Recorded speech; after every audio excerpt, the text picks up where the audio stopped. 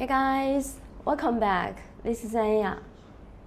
In my previous video, I talked about the sodium-ion battery, and there have many friends leave message on the comment to ask us to talk about the solid-state batteries, because they consider that the solid-state battery could completely replace the current lithium-ion battery, representing the ultimate form of lithium-ion battery in the future.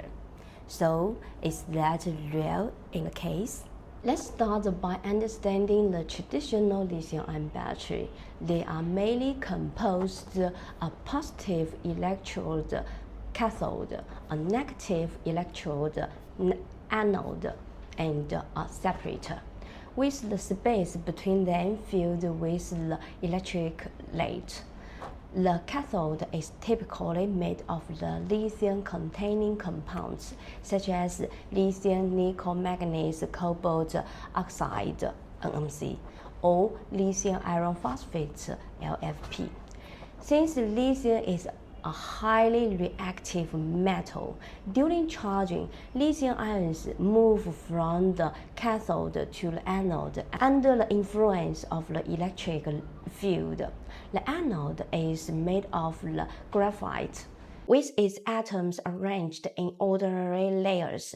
Roughly every 6 graphite atoms can trap one lithium ion. When the spaces between the graphite layers are filled with lithium ions, the battery is considered fully charged. To help lithium ions move back and forth more quickly, the electrolyte is formulated using lithium salts and organic solvents. However, this electrolyte is not only flammable and volatile, but also poses a risk. If the cathode and anode come into direct contact, the highly reactive lithium ions can undergo a violent reaction, which, combined with a presence of the electrolyte, can easily lead to fire or even explosion. Therefore, engineers place a non-conductive semi-permeable membrane, the separator, between the cathode and anode. This separator allows only lithium ions to pass through, while electrons must flow through the external circuit, thus generating an electric current. The discharge process is similar. Lithium ions pass back through the separator to the cathode, while electrons flow through the external circuit to power devices such as electric motors. It is this shorting of the lithium ions between the cathode and anode that enable the battery's charging and discharging functions. However, this structure has several notable drawbacks. First, the electrolyte is flammable and volatile, posing a high risk of leakage. Particularly concerning is the tendency of the lithium ions to form dendritic lithium crystals, lithium ion dendrites on the anode. If these dendrites continue to grow, they can pierce the separator, causing a short circuit and potentially igniting the electrolyte. Second, the relatively large volume of the electrolyte limits the battery's energy density. Moreover, low temperature environment, the electrolyte becomes more viscous, making it difficult for lithium ions to move, akin to power being blocked, which lead to a rapid drop in battery's capacity. As a result, electric vehicles often require specialized temperature management systems. Since these issues largely stem from the electrolyte, engineers naturally began to explore whether a solid material could replace it. But the key question was, which solid material could allow lithium ions to move freely? After ongoing research, engineers discovered that by processing lithium-containing sulfides at high temperatures into a glassy state, channels specifically for lithium-ion transport form upon cooling.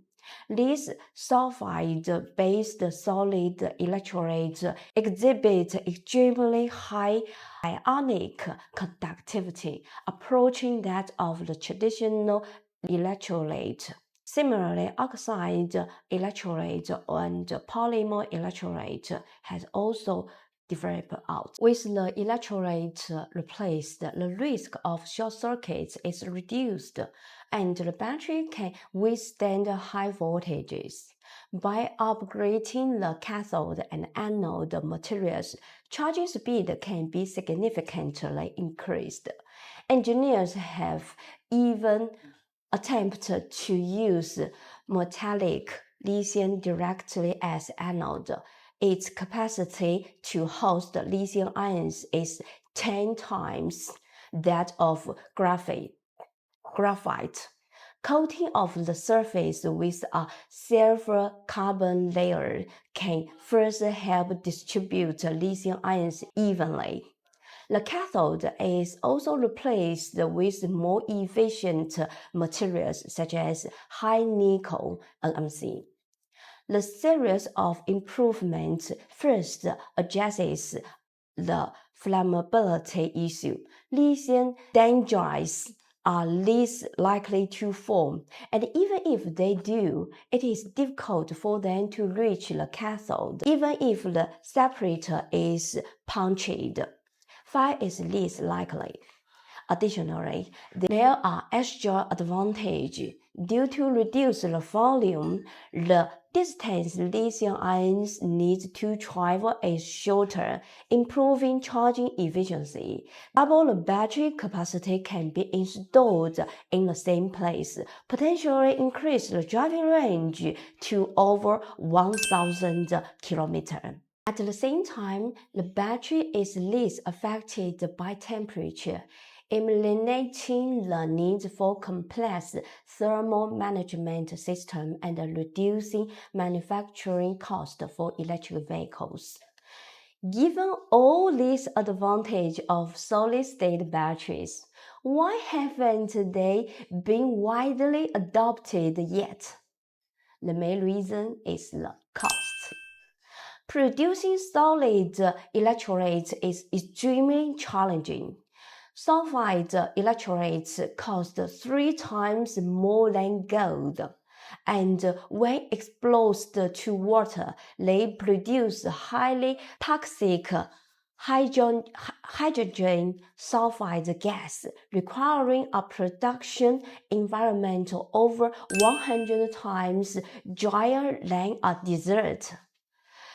The sintering process for oxide electrolytes consumes about 3 kilowatts hour per hour, making them 260 times more expensive than conventional lithium-ion batteries.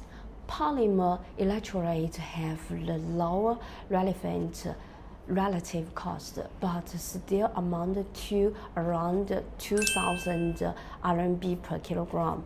Moreover, the polymer electrolytes have a critical weakness. Their conductivity at room temperature is very poor, just like a bottle of water, and they must be heated above 60 degrees to achieve high ionic conductivity, meaning additional heating pads would be needed in electric vehicles. For these reasons, truly all solid-state batteries are not yet in mass production. Many of the solid-state battery systems or projects advised by some suppliers, actually they use the semi-solid-state battery technology. And if you guys are interested in semi-solid-state battery, you can leave a message to us. Next video, we we can talk about the semi-solid state battery technology. And as I know, the semi-solid state battery have already a mass production, and they also have in the market. Okay, above content is what I learned from the China's market. Of course, not many countries all around the world, just like China, Japan, South Korea, America, European Union, those countries all are currently developing the solid-state battery and want to be the first one to mass produce the solid-state battery. And let's wait and see the new technology and to see if the solid-state battery can be completely replace the current lithium battery.